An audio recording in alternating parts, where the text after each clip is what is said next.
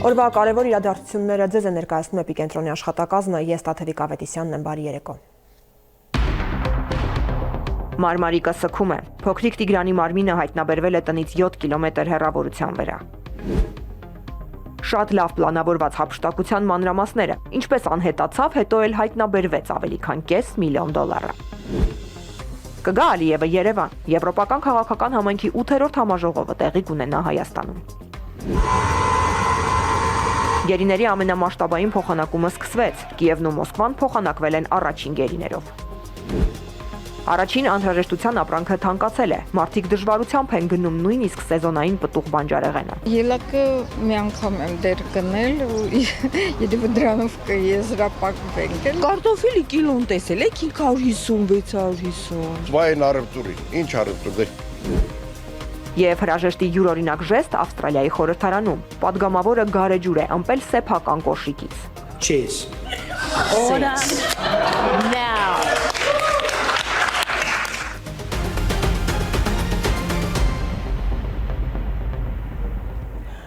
20 օր շարունակ Մարմարիկ համայնքի բնակիչներն ապրում էին հույսով, աղոթքով ու լռությամբ, սպասելով փոքրիկ Տիգրանի վերադարձին, բայց այսօր գետի ափին փրկարարները գտան պատասխանը, որից բոլորը վախենում էին։ Հրաշքի սպասող գյուղին գետը պատասխանեց։ Փոքրիկ Տիգրանին փրկարարները գտան գետում արդեն անշնչացած։ Մարդիկ օր ու գիշեր հավատով փնտրում էին նրան անտառներում, գետի ափին, գյուղի անկյուններում, մինչև վերջին պահը հուսալով, որ փոքրիկը ողջ է։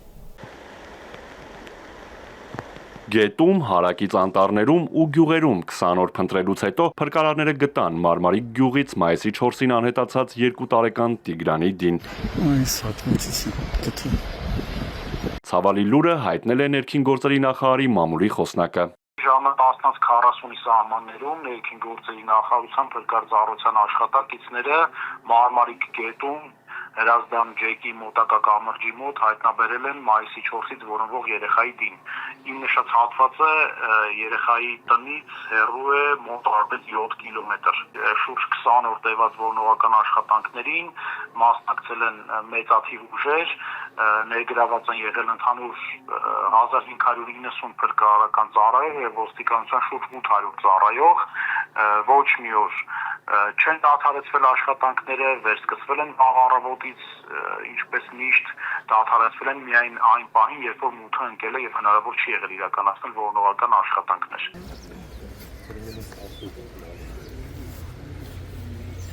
Ամբողջ գյուղը, ծանոթներն ու անծանոթ մի քանի տասնյակ մարդիկ փրկարարների ու ոստիկանության աշխատակիցների հետ 20 օր ու գիշեր ողջ գտնելու հույսով որոնում էին փոքրիկ Տիգրանին։ Այդ ընթացքում տարբեր վարկածներ էին շրջանառվում, գետում խեղդվելուց մինչև երեխային գողանալը։ Որոնողական աշխատանքներին ներգրավվել էին ջրասուզակներ ու անօդաչու թռչող սարքեր։ Ծնողներն ու հարազատները փոքրիկին ողջ գտնելու հույսը չեն կորցնում։ Սպասողական վիճակը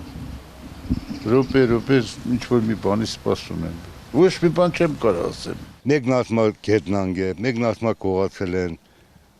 Գյուղը ոնց որ սքին մեջ է։ Աղոթում են։ Փոքր երեխեքներ աղոթում են։ Փոքր երեխեք աղոթում են։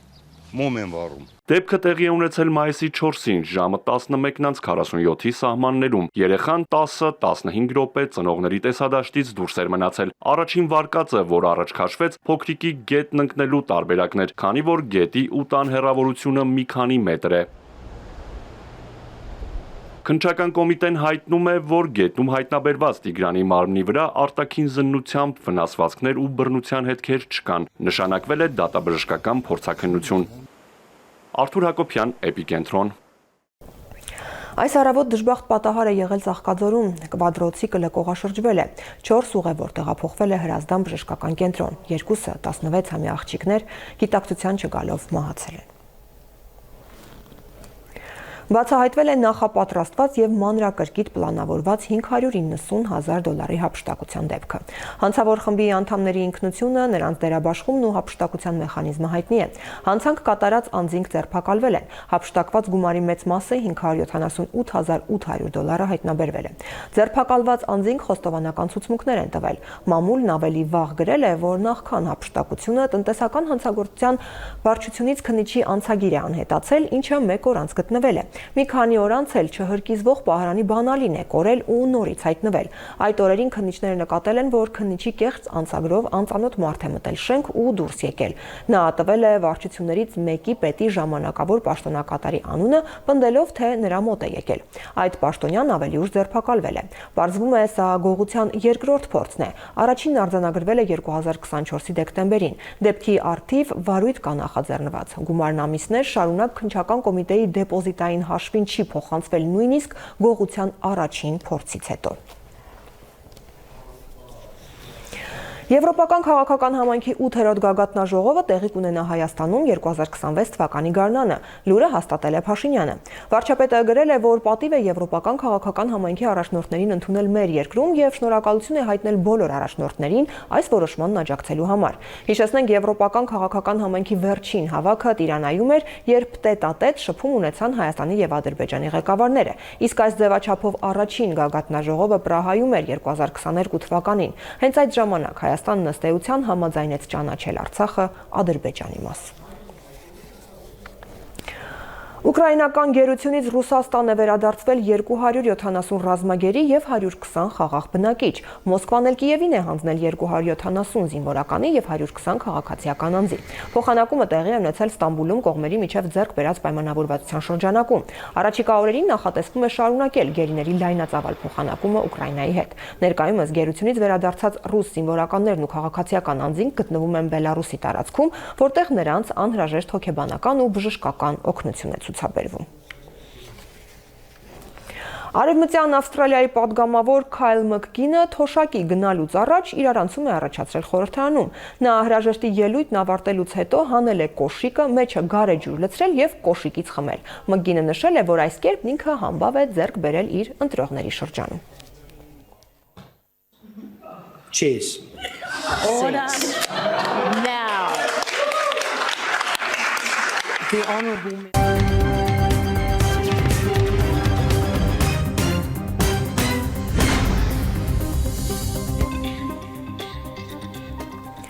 Շուկայի տաղավարներում ելակն ու բալը վառ կարմիրով շոյում են աչքը, բայց ոչ գնորդին։ Գները բարձր են, դրամապանակները սուղ։ Շատերը նայում են գին հարցնում ու տխուր հեռանում։ Մրգերի սեզոնը սկսվել է թանկացումների ֆոնին, իսկ քաղաքացիների խնամքով պլանավորված բյուջեն հազիվ է ծածկում ամենօրյա կարիքները։ Վաճառողները դժգոհում են առևտրի ծավալից, գնորդներն էլ բողոքում գրպանի պարունակությունից։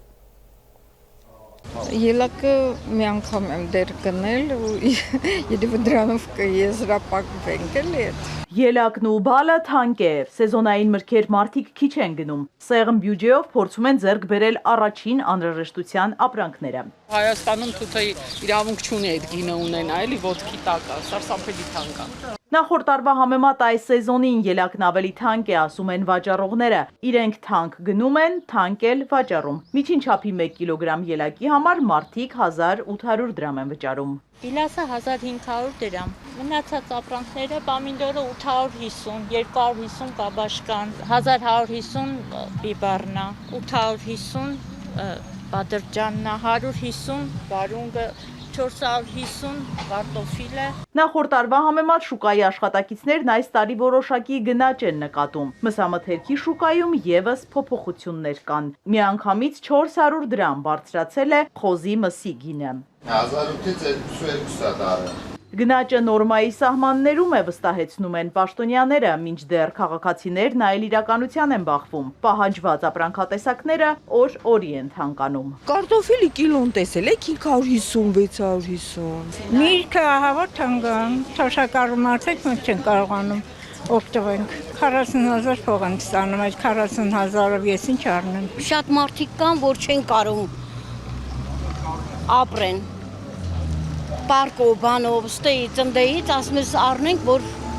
յոլա գնանք։ Նպարեղենն ու խմիչքները նույնպես գնային նույն սանդղակում չեն մնացել։ Վաճառողներն էլ են բողոքում, առևտրի ծավալը քիչ է։ Վայն առևտուրին, ինչ առևտուր, ամսի 1-ից գոլան թանկացրել է, բանը ջրերը թանկացել է, կոֆեն թանկացել է, բա ինչ արել, ամեն ինչը թանկացել է, այս բրինձեղենի, ձավարեղենի մեջ էլի թանկացել է, լրիվ թանգանում է, էժանացող բան չկա։ Մասնագետը փորձում է բացատրել, թե պաշտոնական վիճակագրությունն ու ռեալ իրականությունն ինչու են տարբերվում։ Ազգային վիճակագրական ծառայությունը միջինացնում է մոտ 400 տեսակի ապրանքների գինը։ Մարդը ինչ հաճախական ցամփա ձեռբերում փող կա, բնականաբար շատ ուշ է ձեռբերում։ Դրան հակառակ, ինչ հաճախական ցամփա ձեռբերում պտուղ բանջարեղեն, միրգ, կարակ, հաց, ըմպելիք որևէ, գազավորված կամ չգազավորված ալկոհոլային կամ ոչ ալկոհոլային։ Այս խումբը, երբ որ արդեն նայում ենք այն հիմնական ապրանքները, որի հետ մարդը շփվում ամեն օր, ձեռքաբերում ամեն օր, այստեղ արդեն ունենում ենք այն վատ թվերի վիճակագրությունը, ինչի նականատեսը լինում է քաղաքացին։ Գյուղացին ստիպված է ապրանքը թանկացնում, որ եկամուտ ունենա, ասում է Պիպոյանն ու հավելում. գյուղատնտեսության գրագետ քաղաքականություն մշակելու անհրաժեշտություն կա։ Ես չեմ կարող մեղադրել գյուղացուն իր ապրանքը թանկացնելու համար, ոչ էլ վերավաճառողին, որովհետև ընդհանուր իմաստով ոլորտում սկսած հարկային քաղաքականությունը վերցած մարդկանց վրա ընդհանուր բեռի ծախսային բեռը, որը ավելացել է, այս բեռը ինչ որ մի ձև այդ մարդիկ պետք է կարողանան հատ իրենց վրայից թեթևացնել եւ իրենց ապրանքախմբի վրա դա գնաճով է դրսևորվում։ Շատ դեպքերում էլ եմ առանց համապատասխան ոլորտային քաղաքականության, առանց մոտեցումների մենք չենք կարող արդյունք ակնկալել։ Արդյունքում գնաճ կա, իսկ եկամուտները չեն ավելանում։ Չնչին թանկացումը հարվածում է գրպանին ու դժգոհության պատճառ դառնում։ Իզաբելլա Հովհաննիսյան, Ալեքսանդր Կիրոյան, Էպիկենտրոն։ Քաղաքի կենտրոնում շենքին հենված հսկա ծառը 14 օր է խոնարհված եւ անուշադրության մատնված։ Օրեր առաջ ուժգին քամուց թեքված բարդին սպառնում է ընկնել ցանկացած պահի, վտանգելով անցորդներին ու բնակիչներին։ Տեղեկացրել են, դիմել են, սպասել են, բայց արձագանքը 0։ Սայլը տեղից չի շարժվում, իսկ ծառը շարունակում է ճկվել քաղաքի անտարբերության ներքո։ Ուժգին քամուց կքած ու ճանապարհի երթևեկելի հատվածը գրեթե անանցանելի դարձրած հաստաբուն բարդին մայրաքաղաքի կենտրոնում է Պուշկինի 24 հասցեում։ Մեկի գլխին են գնի, մեկի գլխին են գնի, մեկի բան լինի, որ նոր գա։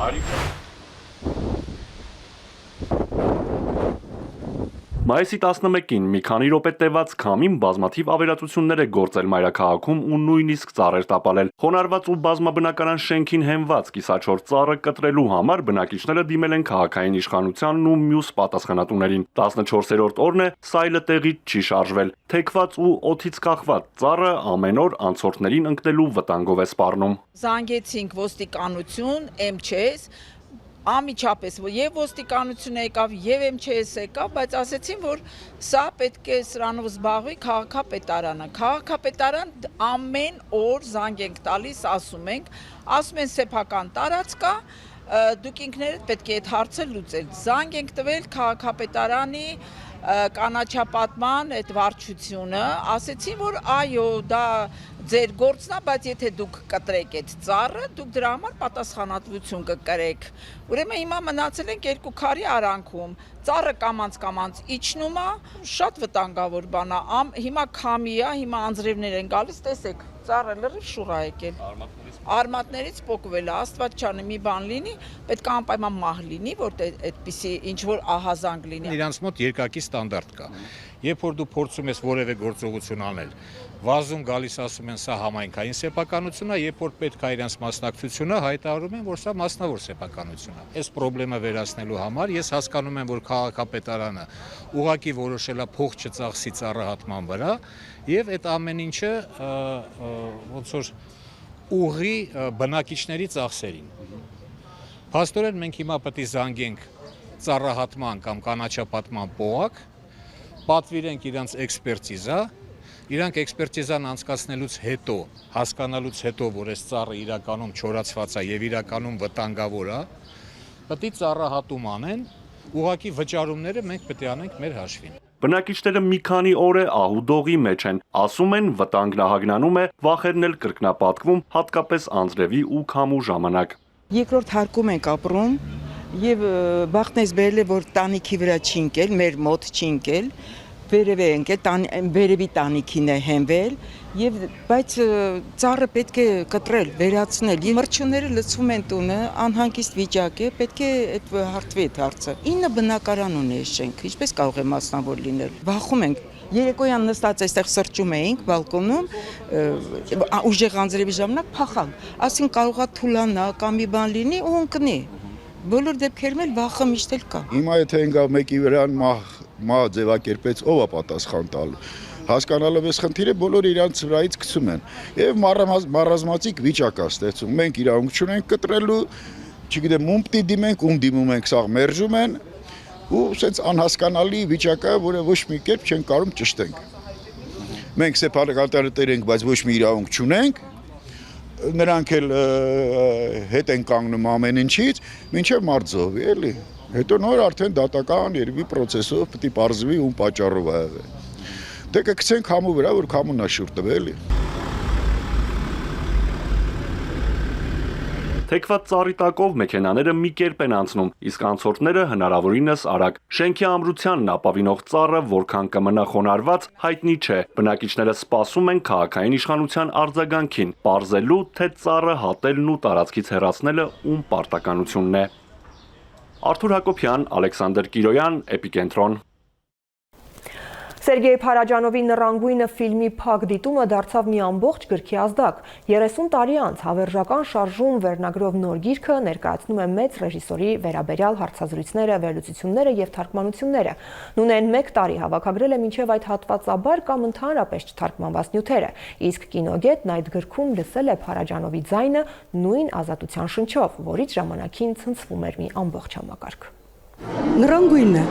20-րդ դարի ամենահամարձակ ռեժիսորներից մեկի ֆիլմի փակ դիտումը մեծ սիրո սկիզբ։ Էկրանին Փարաջանովի գլուխգործոցն էր, դահլիճում անսովորի սպասումով հանդիսատեսը։ Հիշում եմ, որ չէի հասկանում ինչա կատարվում էկրանին, բայց հասկանում եմ, որ բոլոր բջիջներով հիանում եմ դրանով։ Հիացմունք, որ ձգվում է ավելի քան 3 տասնամյակ, արդեն նաև հավերժական շարժում գրքում։ Հարցազրույցներ, ռեպորտաժներ, հոդվածներ, թարգմանություններ եւ այլ նյութեր։ Հեղինակը դրանք ժողվել է 1 տարում։ Արեթո Հոբելյաններ, 100-ամյակներ, եւ ես մտածեցի, որ շատ կարեւոր է, որ հայերեն լինեն նյութեր, որոնք նախկինում հայերեն թարգմանված չեն եղել կամ թարգմանվել են հատվածաբար։ Վերնագիրը պատահական չէ, մինչև այս հատվածաբար թարգմանվել էր Հավերժական շարժում էսսեն, որը Փարաջանովը գրել էր մոռացված նախնիների ստվերները ֆիլմից անմիջապես հետո 1966-ին։ Սա այն աշխատանքն է, որում Փարաջանովը առաջին անգամ պաշտոնապես հրապարակային ձևով արձանագրում է իր կինոյում գեղարվեստական պատկերի դոմինանտության գաղափարը։ Գեղեցկության գերին գլխում հարցազրույցներ են ռեժիսորներ Ռոման Բալայանի, Սերժ Ավետիքյանի, Ալեքսանդր Աթանեսյանի ու Ատոմ Էգոյանի հետ։ Վերջինից բացի մյուսները շփվել են Փարաջանովի հետ։ Գրքում հատուկ անդրադարձ կա ռեժիսորի հայկական ծագմանը։ Շատ ախոսվում, որ նա հայերեն չէր մտածում, հայերի համար չէր ստեղծագործում։ Այդ իմաստով ես գտել եմ նյութեր, թարգմանել եմ եւ ժողովածուներ արված են, որոնք ցույց են տալիս այդ ներքին ամուր օրգանական կապը իր հայկական ինքնության հետ եւ հայ մշակույթի հետ։ Հետապնդում, գրաքննություն, սահմանափակումներ, վերջում էլ բանտ։ Մոսկվան ռեժիսորին հետևում էր աչքերը չռած, թեև քաղաքական այլախոհ չէր, բայց ազատության անսահման զգացումն ունկալումը կարող էր ջախջախել յուրաքանչյուրին։ Հիմնահատակ ջախջախում էր խորհրդային կինոյի ամենամեծ աստվածներին կարելի ասել, դա Սերգեյ Գերասիմովն, Բանդարչուկն, Միխալկովների դինաստիան։ Փրփրող շամպայն էր Փարաջանովը, արբեցնող միգումից։ Խորհրդային կինոյի համարձակի հետ շփվելու առիթ է ունեցել նաև Դավիթ Մուրադյանը, ասում է Հավերժական շարժում գրքում տեսել ու նույնիսկ լսել է նրան։ Ես այս գրքի միջից նույնիսկ լսում եմ իր ծիծաղը։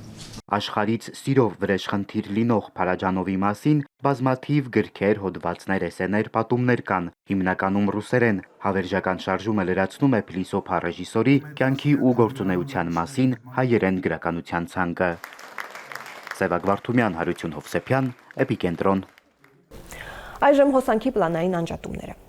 Հայաստանի էլեկտրական ցանցեր Փակbaşնետիրական ընկերությունը տեղեկացնում է, որ մայիսի 26-ին պլանային նորոգման աշխատանքներ իրականացնելու նպատակով ժամանակավորապես կդադարեցվի հետևյալ հասցեների էլեկտրամատակարարումը։ Երևանի կենտրոն վարչական շրջան ժամը 11-ից 17-ը Կոնվերսբանկ եւ Արմսվիս բանկ ընկերություններ, Էրեբունի հյուրանոց, Սենյոր ՍՊ, Քաջազնունու փողոց, 5-8 շենքեր եւ հարակից ոչ բնակիչ բաժանորդներ, Մատենադարանի հիմնական մասնաշենք եւ հարակից ոչ բնակիչ բաժանորդներ։ Երևանի Քանակեր Զեյթուն վարչական շրջան ժամը 11-ից 17-ը Բաղրամյան պողոտա 51-ից 53 շենքեր եւ 172 դպրոց, Չոլակյան փողոց 1-ից 42 առանձնատներ, Տիգրանյանի փողոց 11-ից 60 առանձնատներ, Վրթանես Փափազյան փողոց 1-ից 55 առանձնատներ, Երևանի Դավթաշեն վարչական շրջան ժամը 10-ից 16-ը Միկոյան փողոց մասնակի, Երևանի Մալաթիա Սեբաստիա վարչական շրջան ժամը 10-ից 16-ը Տիչինայի փողոց մասնակի, Երևանի Շենգավիթ վարչական շրջան ժամը 10-ից 16-ը Հաշակունյաց պողոտա 53-ի 33 շենք, Նժդեհի փողոց 35 շենք եւ հարակից ոչ բնակիչ բաժանորդներ, Բագրատունյաց պողոտա 43, 47, 47-ի 2 շենքեր եւ հարակից ոչ բնակիչ բաժանորդներ, Երևանի Էրեբունի վարչական շրջան ժամը 10-ից 16-ը Լոմոնոսովի փողոց, Ռոստովյան փողոց 19, 21, 25, 27 շենքեր, Ազատամարտիկների պողոտա, Կիրիլով փողոցի առանձնատներ եւ ոչ բնակիչ բաժանորդներ, Սասուցի Դավիթ Նրբանց Կիրիլովի փողոց, Թորոմոնյան փողոցի առանձնատներ եւ հարակից ոչ բնակիչ բաժանորդներ, Արմավիրի մարզ ժամը 11-ից 17-ը Շենիկ Արշալույս Այգեկ Բաղրամյան գյուղեր, Արարատի մարզ ժամը 10-ից 12-ը Արևաբույր Ջրհովիտ գյուղեր, Այնթապ Նոր Խարբերտ Նոր Գյուրին Մարմարաշեն գյուղեր մասնակի եւ հարակից ոչ բնակիչ բաժանորդներ, ժամը 10-ից 11:30 եւ 10-ից 14:30 Պուրաստան գյուղ մասնակի եւ հարակից ոչ բնակիչ բաժանորդներ, ժամը 10-ից 13:30 Սիսավան Նոր Ուղի Գինևետ գյուղեր, Վեդուգինու Գործարանի Բանավան, Վեդի քաղաքի Viva Armenia Team Telecom Yucom ընկերությունների բջջային օպերատորների կայաններ, հեռուստակայան ոչ բնակիչ բաժանորդներ, ժամը 10-ից 16-ը Մասիս քաղաք, 2-ից 10-ը Կայարան թաղամասեր մասնակի, Մասիս Տոպակո,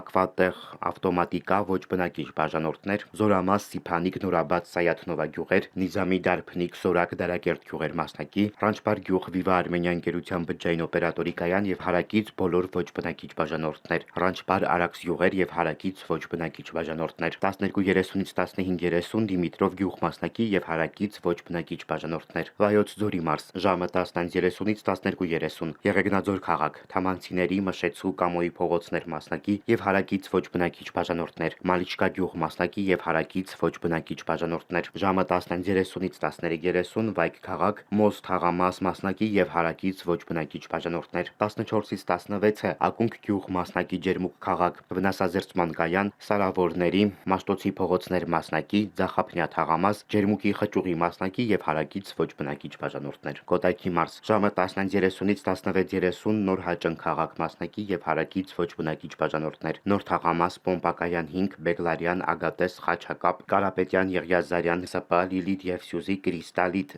Ընտկո եւ Արևական ՍՊ-ներ, Ջինմաս Արզնի Հեկ Viva Armenia ընկերության բջջային օպերատորի կայան, Զորավան Արագյուղ Բուժական Սարալանջ գյուղեր եւ հարակից ոչ բնակիչ բաժանորդներ, Ալխալյա Ալրերայմի Ֆարմ ՍՊ-ներ, Զորավան եւ Նայիրյան ԲԲ-ներ, Սեփականատերեր Գևորքյան Պետրոսյան Սամվելամիխանյան Անահիտ Վարդանյան Փիլոյան Կարապետյան Հարությունյան Բաղդասարյան Հայրապետյան Ղազարյան Viva Armenia եւ Yucom ընկերությունների բջջային օպերատորների կայան, ժամը 11-ից 17-ը Զորագյուղ գյուղ մասնակի Հրազդան եւ Զով գյուղեր եւ հարակից ոչ բնակիչ բաժանորդներ, Արայի խճուղու բնակիչ եւ ոչ բնակիչ բաժանորդներ, Գառնի գյուղ եւ Առնջ գյուղի 1-ին, 2-րդ, 3-րդ, 4-րդ, 6-րդ, 8-րդ, 14-րդ, 26-րդ, 24-րդ փողոցներ, Զարգավանքի Մաշտոցի Մնացականյան եւ Հայկ Կասպարյան փողոցներ եւ հարակից բնակիչ եւ ոչ բնակիչ բաժանորդներ, Հյուսիսային ավտոկայան, ինչպես նաեւ հարակից բնակիչ եւ ոչ բնակիչ բաժանորդներ, Առինջ մոլ մասնակի, Գեղարքունիքի մարզ ժամը 11-ից 16:30 Երանոս Գեխովիդ Վարդանիկ բնակավայրերն ամբողջությամբ եւ հարակից բոլոր ոչ բնակիչ բաժանորդներ, Մադինա Լեռնագերտ բնակավայրերն ամբողջությամբ, Ներքին Գետաշեն բնակավայր մասնակի եւ հարակից ոչ բնակիչ բաժանորդներ, Տավուշի մարզ, Դիլիջան քաղաք Տբիլիսյան խճուղի մասնակի եւ Պարտլիչ փողոց մասնակի,